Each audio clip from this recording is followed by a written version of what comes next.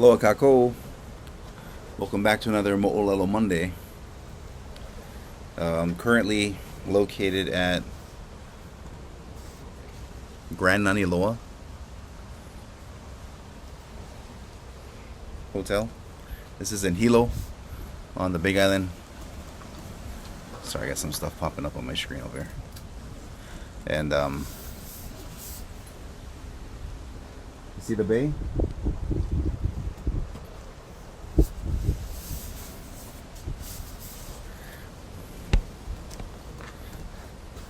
Just chilling, kicking back inside the gazebo on the lawn right next to the dock. Seen the kids jumping off the dock earlier. But seems pretty quiet right now. Not a lot of people using the pool or the lawn, so this is an opportune time to talk story.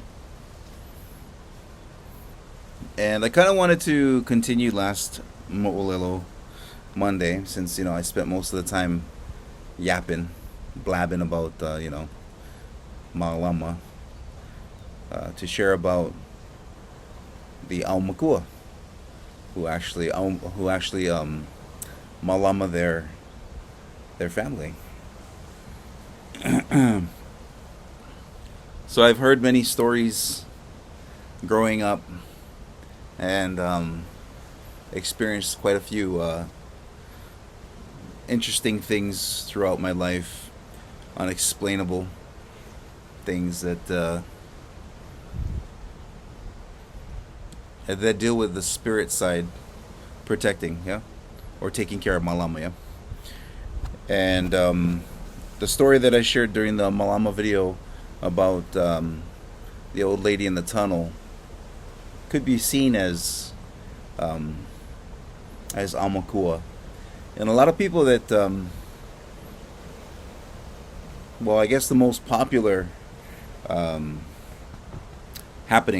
happening in the islands that goes as far as to the continent is like the lady in white, the woman in white that walks along the highway. I mean, that's been a pretty popular story, since I was growing up, since the people that told me the story were growing up, about this older lady who would walk along the highway asking for a ride. And if that's how the story goes. If a person doesn't pick the old lady up, she appears again later on down the road as a young, beautiful Hawaiian woman, wahine. And she tempts the person who drove past the older version of herself to pick her up. And if you didn't know any better and you stopped by for the young gal and picked her up instead of the older woman, she would end up disappearing, and you'd get car troubles. Either your car would not start again, or your tire would pop, or some kind of strange thing would happen to your vehicle where you'd be stranded on the side of the road just as she was. But yeah, there's this older tale as we were growing up about these men that pulled over to pick up an older woman, and they sat her in the car, and as they were driving up from the Kalanianaole Highway on Oahu, driving on Kaiwi Point, or Kaiwi Coast, going up towards Koko Marina, the passenger would magically ignite her hands by cupping them over a cigarette that she took from one of the boys as she was traveling to her destination. And of course, one of the guys that witnessed it freaks out, and then when they get to their destination to pull over and drop off the tutu wahine, she's already gone. She already left the vehicle. And for those of you who don't know, Kaiwi Coast, there's actually no place to stop along the way from Makapu'u all the way to Koko Marina. There's no traffic lights or anything like that go all the way up that side of the island.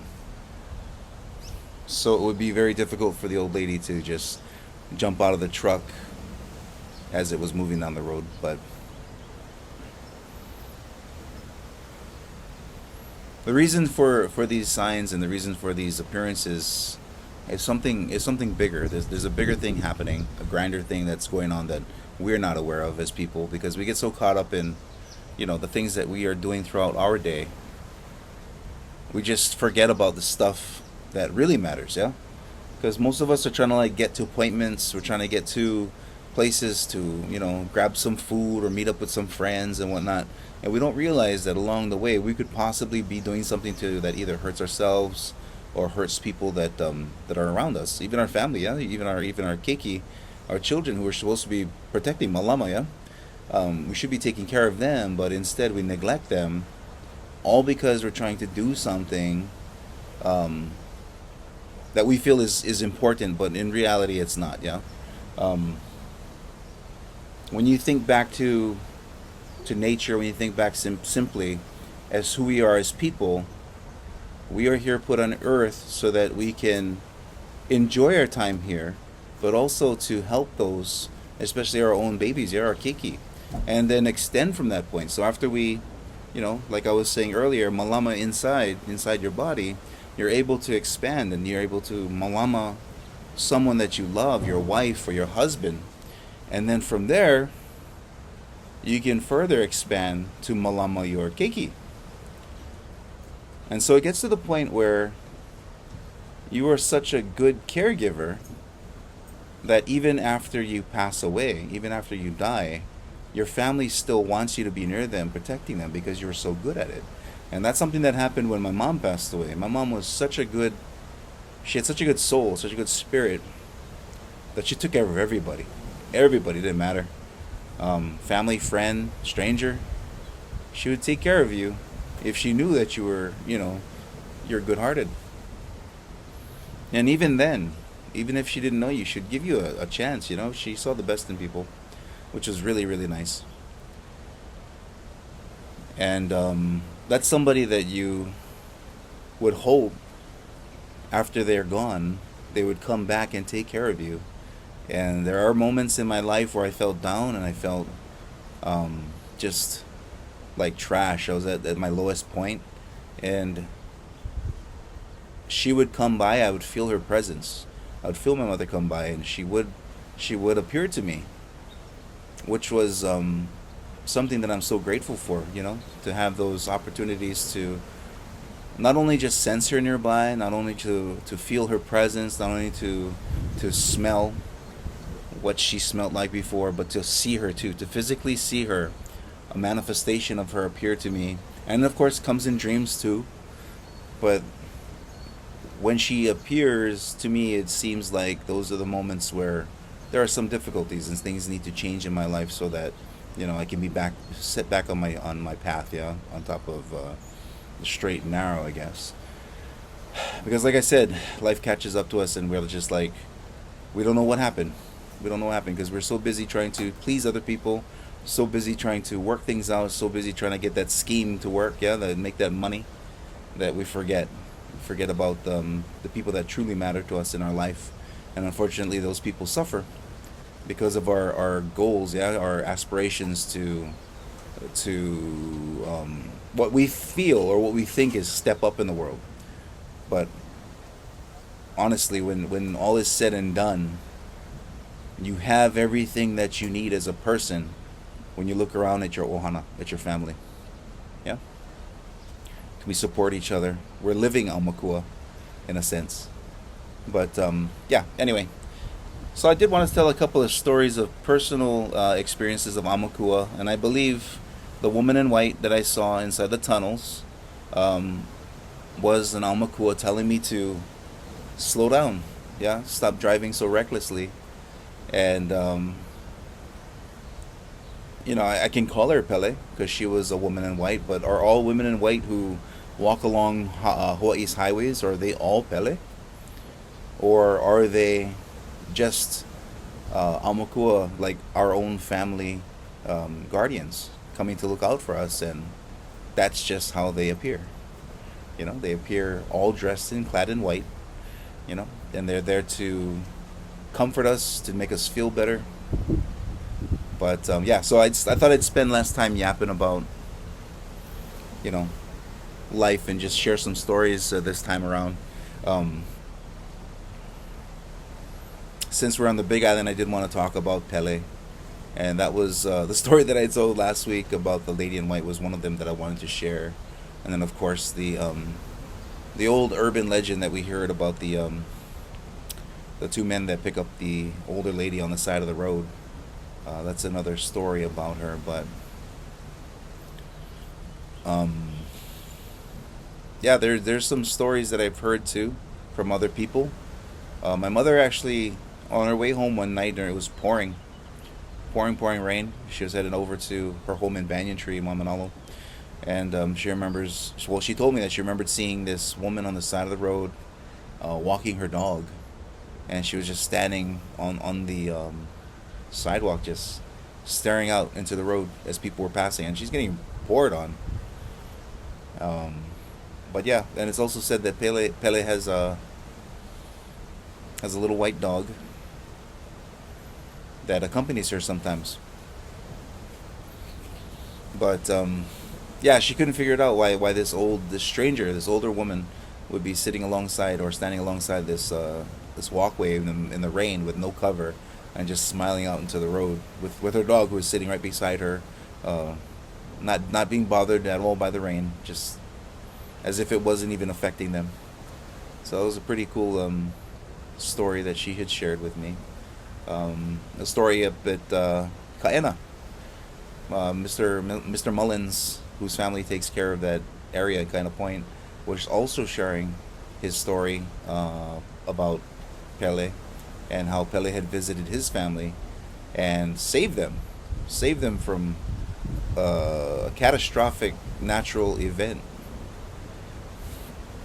Why does this thing keep popping up? Anyway, it's always best to hear the story from the person themselves. I don't want to have to say his story, but if you guys want to go and talk to Uncle Fred Mullins, you guys can, or his family, and they'll tell you stories, like true stories, and like mind blowing kind stories about Pele, not Pele, Pele. Can't stand it when the foreigners. I mean, I know the foreigners don't know any better. You know what I mean? But Pele drives me nuts. I mean, if I see, and I don't even understand it. Like Americans come down, Americans, the people from the continent come down, and they see Pele, Pele. I mean, like in English, wouldn't that spell peel? Pele, peel. But instead, they call her Pele, Pele, Paylay. Like you're paying to lay down, Pele. So strange to me. But Pele. I remember one time when I was with the Spooky Kind Investigations, working with Wayne. We traveled out to a bridge down Saddle City Road in Waimanalo because this guy had brought his truck, bringing a load to a destination, and he wasn't sure if his truck could make it across this tiny bridge. Anyway, he gets out of his truck and he takes his picture, sends it to his boss, and tells him, "Oh," or texts him, asks him, "Hey, is the load able to pass this area?" So as he's waiting for the text to come back from his boss to let him know if it was okay to pass with his truck or not, he gets this feeling of something watching him, and he gets a real heebie-jeebies. So he jumps back into his truck and he waits. Anyway, the boss gets back to him, so yeah, I drove that area many times. Just take it slow and go right over. So he took his load, dropped it off, and of course he came back. And what happened was, I guess his phone, over time, his phone had gotten um, the space on his phone, the storage had gotten taken up. So he was trying to download. He asked his wife to download his pictures to the computer. And what ended up happening was, his wife is going through the photographs that he had, and it's just, oh, this weird photo of this stream, this like small stream with this like kind of like purple rain looked like it was in there. She's like, what is this picture? So she asked him, and he's like, oh. So he's looking at the picture, and he explains the situation, and she's like, why is there a woman? Who's this woman that's in this picture? And he's like, what woman? So he takes a look at the picture again, and he realizes, or he sees the picture, the image of what his wife can see, and it's this lady dressed in a white outfit, a white dress, and she's staring off into the west. and she's standing inside this ravine. So we went to go check it out and see what was going on. But when we went down to the stream where the woman was standing by that bridge, it had glass everywhere. Like people drink at the bridge and just throw their bottles over and smash them up against the rocks. And there's glass all over the rocks there. And I'm sorry, I'm watching this kid jump off this house over here into the water. Anyway, what was I saying? Oh yeah, so we went to go check it out. So the weird thing about the picture was this image, this person that was standing inside the ravine, was wearing a white dress and she was barefoot.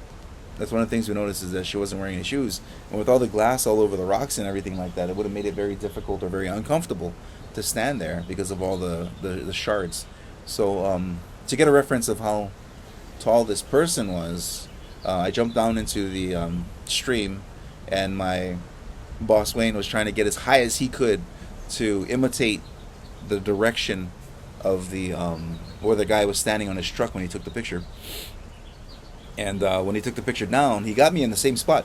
Like, and then I also looked towards the west and everything when we took the picture, and it was really cool because when I came back out of that area to check out the picture, it appeared that I was like a foot shorter than that woman that was standing inside the stream, because my head did not come up to the same point that her head did. So this lady must have been like, this must have been 7 feet tall lady, all white dress, walking around barefoot. I mean, something like that doesn't really go unnoticed. Yeah, you see that kind of stuff. 7 foot tall women that are pale skin, white dress, barefoot, walking in Waimanalo, you'd notice. But yeah, very interesting. If I still have the photo inside my computer someplace, I'll put it up here so you guys can see it. But very interesting. But yeah, he had a feeling. The guy had this feeling. He wasn't so sure of if he was able to make his way over this small bridge, and that intuition that he had to be safe, brought him to the point of coming outside, taking a picture, and it's possible that he could have actually taken a picture of his guardian spirit, his Aumākua, there to protect him, keep him safe, make sure that as he's driving in his truck, he won't be injured or he won't be harmed. So it's kind of nice to think about, because I've never ever heard of anything up that street or anything. I had some friends that that lived Saddle Road that never really talked about anything strange like that. So kind of neat. But yeah, interesting story. As it comes from Aumākua, now our family Aumākua is the mano, or the shark, and that our shark Aumākua is our relation, his family, and Lalakea is the name of the shark. And this story was passed down to me from my father. His mom, when she was young, they would paddle from their home in Nahiku, her and her dad, to go to the store, and they would paddle their canoe out in the water. But what happened was, on their way back, I guess one of the waves had got pretty big and capsized their canoe. And while they were out there, the current and everything was pretty strong. My grandmother's father called out for Lalakea, for the Aumākua. And this massive white shark, came out of the water, and my grandmother and her father hitched a ride on this shark back to shore. It allowed them to take hold of him, and he swam his way back in to bring them to safety, back to land. So I thought that was really, really cool. I never had any experiences like that growing up, where I'm in the ocean and sharks or anything like that came around me. But I always thought that was a really, really amazing story, amazing tale. And her, my grandmother's husband, who is Mexican, which is how I get the last name of Aragon, Del Aragon. Um, he used to love birds. Like his favorite thing was going outside into the yard and whistling and looking at all the pretty birds and whatnot. That was kind of his thing, right? And I used to like listening to his whistles because he had a very advanced way of doing bird calls and whatnot. So that's one of the things that I admired that I miss about my grandfather. But yeah, he just loved birds. And I remember one time, um, my wife had gone to, I believe she went to the Mary Monarch, and I was home to do my work. And we had this meeting up in Kaimuki that I needed to go to, and I had woke up feeling ill, super. Hey, look, killing turtle, going towards the rock over here. You see the rock in front of Vanilla? There's a turtle sticking his head out right there. Well, he came up for a breath. But yeah, one baby turtle right over here, right next to this rock to the left of it. If you watch over there, you'll see him come back up again. But it's right over there. But anyway,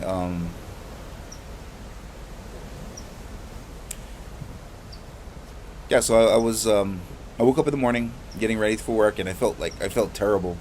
So I had actually contacted my wife, and I says, "Hey, I feel real trash today. I had a fever. My nose and everything was all congested. My eyes were watering. I just felt super bad." And so she's like, "Oh, so why don't you just call in and just don't go to the meeting?" And I says, "Because I'm the one that's supposed to be presenting something, and so I gotta go. I gotta make it down there." And so she's like, "Oh, okay, well, um, maybe after you're done presenting, maybe you can just leave and go after that." So I was like, "Well, whatever's. I don't know how this is gonna be." But I drove from Salt Lake down um, to Kaimuki, and there was no parking nearby. All the parking spaces had been taken, so I had to park like 2 or 3 blocks down from the school where I was supposed to have my meeting. And when I did finally find a space in the residential area, I got out of the car, and as soon as I stepped out of my car, you know, I hear this cackling, this noise, and so I look up above my car and I see this myna bird, this cute little myna bird, and it's sitting on a power line right above my car, and I tell the bird in my head, I says, "Hey, please don't poop on my car. Please don't do your business on top of my vehicle." And I closed the door and I started walking.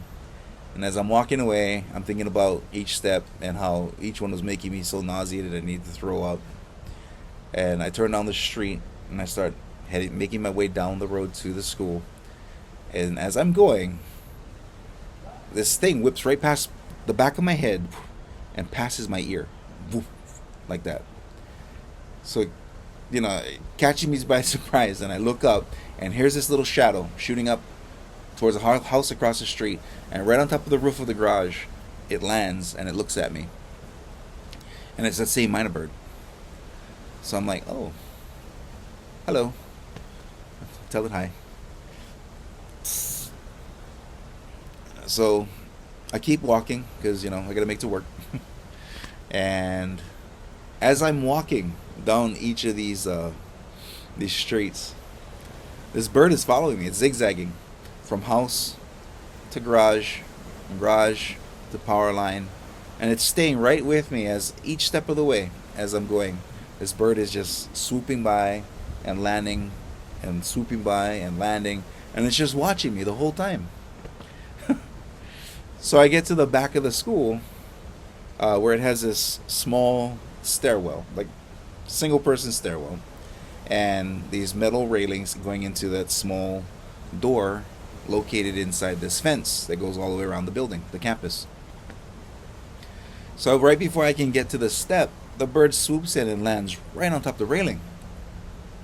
So for me personally, I like birds too. Um, I enjoy watching birds, and when I see them, okay, so basically when I'm walking places and I see a bird, I'll go around them just so that I don't bother them because I know how difficult it is for them to find food and whatnot, right? So they're scavenging. I don't want to bug them. So I'll actually go across the street or I'll move around the sidewalk or walk on the grass to get away from them so that they can enjoy their food. So when this bird landed on top of that railing that goes into the school, I was kind of like, oh no, I don't want to scare it away. If I walk past it, it's gonna get scared and buzz off. But because I wasn't feeling well, I was like, you know what, I have to go in this way because I'm not walking around the whole school just to come in through the front by the driveway. So I was like, I'm sorry, I'm just gonna pass. So I start stepping up this stairwell, and the bird he just watches me as I go past him in through the gate. And I just thought that was the funniest thing, this minor bird, which to me they usually are pretty skittish. They don't usually hang around. But this little guy got really close. Like I got really close to him. Like I was very, very near him as I was walking by, and he's just staring at me. So I walk into the school. I look up at the third floor at the room that I needed to be in, and I was thinking to myself, man, I'm like over there sweating crazy because I'm not feeling good. It's hot. I had to walk three blocks, but yeah, I make it to the stairwell, and the stairwells were enclosed. It's one of those schools that have their stairwells, inside the building, rather than alongside the outside. Yeah. And as I start going up, right before I get to the midpoint to the second floor, at a landing that turns you around and goes up the rest of the way. As soon as I get to that landing, something hits my back, and I hear. So I'm like, what the hell? So I turn around and I look because I'm wearing a backpack. I got all my information and stuff in a backpack. So I turn and look, and boop, right on my shoulder, right standing on my strap of my backpack, is that minor bird. Now he's standing on my shoulder and he's staring in my eyeball, and I'm looking at him like this, right? And I'm like, whoa, please don't bite me, please don't peck my eyeball. And he was just cruising. He just sat right on my shoulder, and I walked my way up each one of those stairwells until I got on top of my floor. And as I'm walking down to the classroom that I'm supposed to be having our meeting in, the guy's still on my shoulder. And so now all my attention is on top of this bird, right? And I'm trying not to freak him out. But I tell him as I get to the doorway to the classroom, I says, "Hey, I got to go in there. Were you gonna follow me in, or did you want to go now?" And it just looked at me. He just looked right in my eyeball. And so I'm okay. So I stepped into the doorway. I stepped inside, and there's all these people sitting down already around this table. And when I walked in, one of the gals that was sitting at the desks looked up at me and saw the bird sitting on my shoulder, and she screamed. She goes, "Oh my gosh, is that your bird?" And it freaked the bird out. Totally freaked the bird out. The bird jumped off my shoulder and flew right out the door. So I'm like, I turned around and looked at her and says, "No, I don't know whose bird that is, but sucker followed me all the way from my car." And so she goes, "Oh my gosh!" And then from the corner of my eye, I see movement again. I look outside, and on the railing, the bird came back and landed and looked at me from outside. He was staring at me from the rail. So I looked at him and I was like, "You want to come back in?" And the lady's like, "What? Is he out there?" I said, "Yeah, he just landed on top of the railing outside." And so she's like, "Oh my gosh, let me see." So she goes by the door. She looks outside. She sees the bird, and the bird is staring at me. And so she goes, "Come here. Here, yeah. Do you have your phone?" So I give her my phone, and she goes, "Go next to it. I want to take a picture of you with your friend." So I walked outside. I turned around next to the railing. I leaned up against the railing, and the bird came walking right over to me, right over to my arm, and looked at the lady, and she took 2 pictures. And she goes, "Oh my goodness," and she handed the phone back to me, and the bird flew away. And that was the last time I ever seen it. I never did see that bird again. And so when she passed me the phone back, she says, "Oh, that's unreal, yeah." I said, "Yeah, that was something. That was something I've never experienced before." And it was at that point that I realized that my fever was gone, and I was speaking clearly because all of the congestion that I had and all that bad feeling, all that all that illness that I had disappeared the moment the bird flew away. So for me, it felt like I kept thinking about that bird during the meeting, and this is one of the stories that I like to share with my students and stuff like that because it's inspiring. It's inspiring how this creature, how this small animal, can heal a person, without even them knowing. So in a way, it's me saying thank you to that minor bird, or that spirit, that angel that came to me and relieved me of my pain. So I was able to do my job. I was able to stay through the whole meeting, and I was fine after that. I went home, and I never got the flu symptoms never came back. It was completely gone. So if you've ever gone to church, or if you've ever listened to God, passages from the Bible and listened to gospel, you think about all these things that like Jesus has done just by laying his hands on people, curing them of their sicknesses, their ailments, healing their sight, healing their ears, healing their wounds, and bringing people back from the dead. You think about stuff like that, and it's like, it seems fabricated, seems overblown, seems outlandish, like not real. But for those people that experienced Jesus in their life, that was everything. That solved every problem. It made barren women, able to give birth. And we have things like that on this island, where we have these sacred stones that actually encourage fertility, so that people that are struggling to have kids can have kids, and it's worked. And whether or not it's something inside us, something in our energy, first of all, that connects with something else, that vibrates together to create wellness, healthiness in a person. That's something that we should be looking into, really, more so than synthetic drugs, changing genome, splicing the DNA to make it so that people don't have these diseases. People have these diseases because we're doing stupid things. We are doing stupid things with ourselves, and you expect to have no repercussions. Playing with dead bodies, doing inappropriate things with animals, eating stuff we shouldn't be eating, smoking stuff we shouldn't be smoking, right? Sweeping outside after 8 o'clock at night when the sun goes down.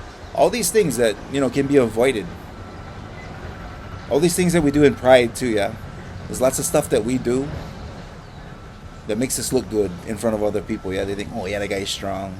Oh yeah, that girl is talented. All these things that you think are making your life better because people are impressed. Yeah, the shock value. I mean, like, those kinds of things are very, very pushy. You're going about it in a very pushy way. It's not natural. And when you do things that are unnatural, like lying, you end up having to make up a bigger lie, and remembering all the lies that you made before in order to keep up with yourself. Other than that, you fall flat on your face, and you become a joke. You become a laughing stock of your community, of your family, of your friends, because they cannot trust you anymore, right? You lose all credibility because you decide that you want to look good in front of people. You start making up stories, start making them outlandish, and then that, honestly, people that lie are what make my job harder. My job trying to prove that there are things that are weird. Like, I get people that comment on my channel. Like, I wish I would have more people commenting on my channel that actually agree or have experienced paranormal activity. But most people that come to my channel that talk, or when I go out and I start commenting on other channels, yeah, oh, you nuts. There's nothing special about this. You guys all crazy. You guys all going Looney Tunes. And it's like, it's so funny because it's like all these other places that are trying really hard to pretend that there's actual paranormal activity going on in places. All these places that are trying to fabricate, right? Miracles. That's the stuff that makes everything that is supernatural and paranormal seem fake. And you think they're trying to help the community by doing these things, but they're making it worse. Integrity of the field is going down, as if it wasn't up anyway, because it's all supernatural, right? It's all stuff that we can't see, that we can't test, that we can't prove because of science. And science is the know-all, end-all of all knowledge, right? But we already talked about how over the years science has been wrong on itself too. And as equipment grows and then people start, being more plentiful in different areas of science, they're learning things. They're thinking, oh, this person was trying to get a dinosaur named after them. This person was trying to get some kind of illness named after them, but they were the ones that were actually causing all the problems in the first place. They were the ones that were being bullish, belligerent, trying to make a name for themselves, trying to be, trying to get rank in on that money, trying to get grants for their school or whatever it is that they're trying to do, trying to just make a living. And a lot of people have been lying to themselves, trying to be something, trying to earn a living, earn respect, earn whatever it is that they're trying to do. It's actually very sad. It's extremely sad that we can't take miracles from nature, because people, right? People are the greatest things on the earth. There's nothing better than man. We are the apex predator. We are the ones with the big brain. No? Humans need to be humbled. And I think a lot of the problems in the world happen because humility, humble pie, is being served. You guys come to Hawaii and you guys think that something like the ocean is a playground. So when you guys get smashed into the rocks, or when you guys start drowning because your leg gets stuck in coral, or you get bit by one eel or stabbed by one vana, woe is me kicks in, right? Lifeguard got to come out there and save your butt. But you guys have no respect. People have no respect for nature. Standing on the side of one cliff, rock climbing, mountain climbing. It just takes one sandy rock. When you try to grip them, slip. Pow. And what was it for? What kind of life are you trying to live? Climbing rocks. What are you getting out of it? Is it a spiritual awakening for you? Is it just a thrill because you were a thrill seeker, because your life is so damn boring that your job is just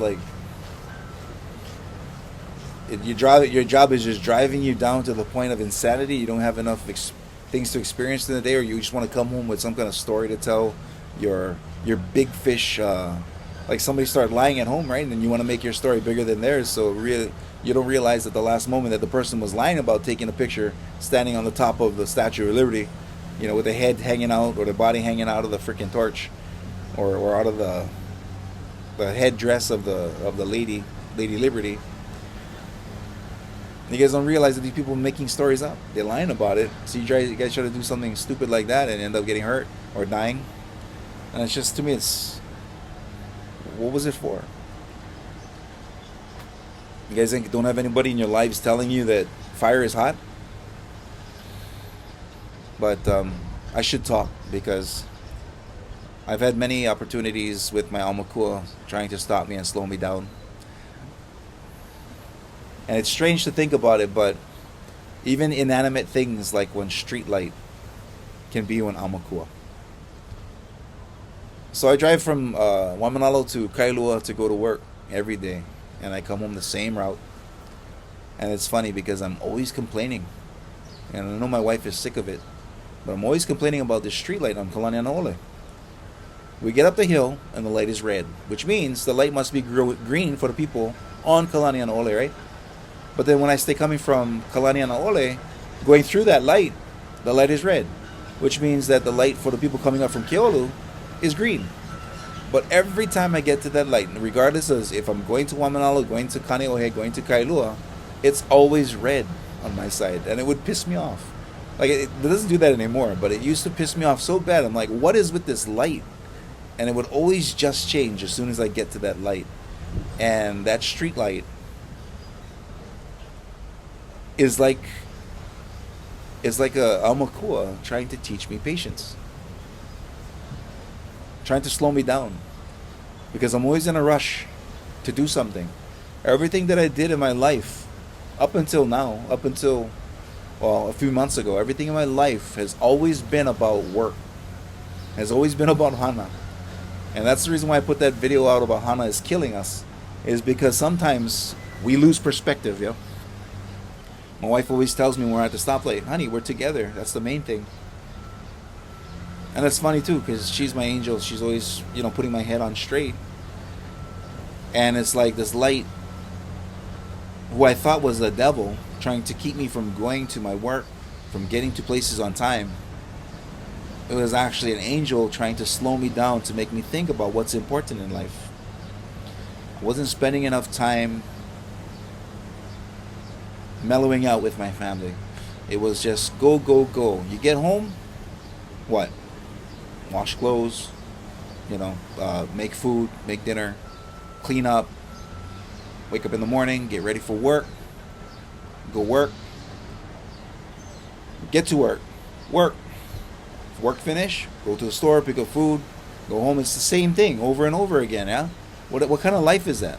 What kind of life is that where it's just go to work, give everybody your energy, right? All the kids that are needy because they're not getting the attention they need at home, all of them need that love, all of them need that light, and my wife and I are constantly giving our love and light to all the people that we work with, to all the children that come to us. We're offering ourselves just like that, yeah? And anytime we get extra, come inside, and we see other people who are needing, we offer that too. It's like, oh, here, take this. If you need, take this. Or, well, aren't you going to eat it? It says, no, you can have it. We just want to see other people happy. But the idea of that traffic light was we need to make ourselves happy being with each other. And that was a lesson that took a really long time. Because personally, I don't like driving. Well, that's not true. I actually enjoy driving. I love driving. Some of my favorite video games when I was younger, what I like to play were driving games. And it wasn't until I started driving and I seen everyone else around me who made it very dangerous, who made it very frustrating, who were very angry people that were driving around me. They made me the ones sick of going on the road. And there would only be pockets. I mean, there were places that I could drive that were fine, but there would be pockets of people. And you guys know your own spaces. You guys know what community you guys come from. You know exactly where it's safe for you to drive, and you know exactly where the people that are real low are driving around. So you guys know where it is. But when I get to those pockets, I get real short, man. Here I am following the rules of the road every single time I go out. Well, now that I'm older, right? More responsible. And here are all these other people like running through red lights. They stop in the middle of intersections. They're cutting people off. They don't know how to use a four-way stop. There's so many things that pop up. And then I realize it's like, this is my life. My life is always about taking care of other people and never taking care of myself. How can I take care of other people if I cannot take care of myself, right? Which just seems to be the theme over these past several mo'olalos, yeah? It's like, yeah, we got to worry about what we do. Take care of yourself. I mean, we're the ones famous for saying, yeah? Hey, Bobby, take care of yourself. Don't worry about what Shelly is doing. Right? I mean, in the end, they're the ones that's going to get burned if they touch the fire, right? So that's their learning. That's experience. And who are we to take away from that experience? If your kid is hot-headed, if you have a child in your life who's hot-headed, and no matter how many times you tell them, stop doing that, and then later on they find out that they get burned, that's what they're supposed to live through. They were supposed to experience that at that time because that's their journey. It's not my journey. It's not your wife's journey, your husband's journey. It's your kid's journey. Let them travel through those mistakes. Let them learn from it. Because sometimes people need to be cracked in the face before they stop lipping. Sometimes people need to get burned to find out that fire definitely is hot and it will burn you. So Yeah. Anyway, let's see. Aumākua. So yeah, the street light, Aumākua, taking care of me, trying to slow me down, and become more together. Spend more time with my family talking, because that's a lot of time. A lot of our time is spent when we're talking. I mean, when we're in the car, is spent talking about our day and about things that we can do.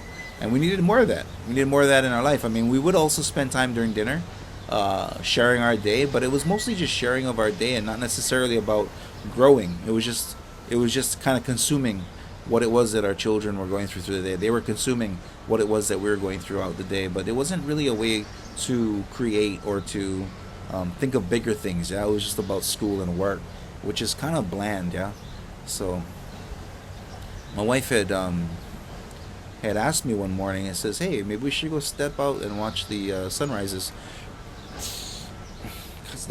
so that we can connect ourselves back to nature again." And so we started to do that, and that has been more of a religious experience for me than going to church, going to mass. I have been in touch more with God than I ever have watching the sunrise and talking to my beautiful other half. I mean, that's when a lot of our past hurts, a lot of our past issues that we had with others and with ourselves, with each other, came up, and we learned from those experiences and we stopped doing them.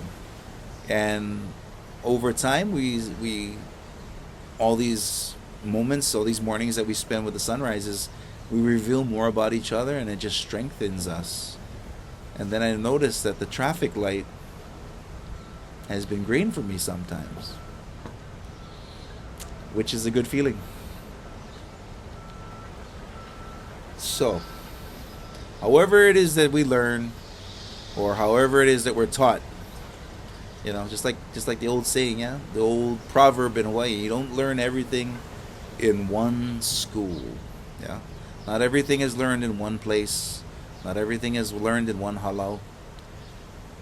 You gotta venture forth and learn things through the difficulties that you experience, as well as being told by your coworkers, by your boss, by your wife or husband, and even by an occasional animal. Yeah, animals come to help too. Streetlight. Who'd have thought of streetlight? Well, yeah, everything's a sign. Ho'ailona. Everything is an omen. Everything is some kind of way the universe is talking to you, so that it can put you on a path that you're meant to be on. And we all have choice. We have choices to ignore or to accept these signs, but God already knows what you're gonna do. Doesn't matter. Every single corner is gonna have a street sign, and when you finally hit that corner that you want to turn down, doesn't matter how many blocks you've driven past to make that U-turn to get yourself out of that burning city. Yeah, there's always going to be a turn that can help you do the right thing and get your butt back onto the right path. But yeah, as far as Aumākua,